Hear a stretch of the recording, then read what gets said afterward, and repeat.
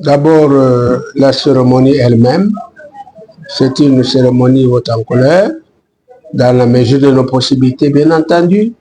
Tout s'est bien passé, nous avons suivi le programme tel que les instructions les exigent, le Vademecum notamment.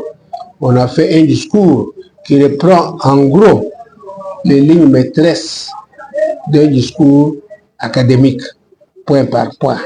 Donc c'est ce que j'ai fait dans mon discours. C'est ça les recommandations du Vademecum, notre manuel, n'est-ce pas, de gestion. Donc, ce discours reflète en soi la situation globale de l'Institut supérieur de commerce d'Mbujimayi. Vous avez suivi vous-même sur tous les plans. Il s'agit d'un établissement en difficulté. Donc, du point de vue étudiant, du point de vue infrastructure, du point de vue matériel, du point de vue, à tous les points de vue. Donc, c'est un établissement qu'il faut absolument soutenir et c'est un établissement qui est à la recherche, n'est-ce pas, disons, de soutien de la part des autorités, de la part des bienfaiteurs, de la part de la population d'une manière générale. Donc, c'est ça.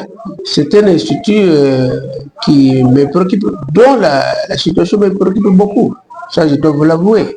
Donc, l'ISC, pourtant, devrait avoir un avenir radieux dans un milieu comme le nôtre ici. Mais seulement, il y a incompréhension, je crois. Les jeunes gens, les parents ne comprennent pas encore l'importance d'un établissement comme celui-ci.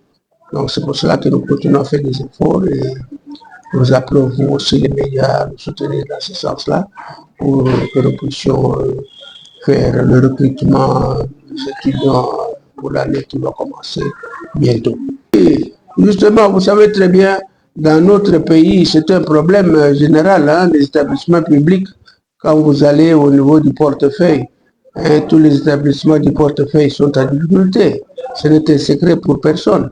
Donc c'est un problème général, disais-je, qui dépend, n'est-ce pas, de la politique même du pays dans le domaine de gestion. Nous n'avons pas encore, disons, les mécanismes de gestion dans notre sang. Non, ça n'arrive pas. Regardez, comparez un établissement public et un établissement privé. Vous allez voir que chez les privés, ça marche bien.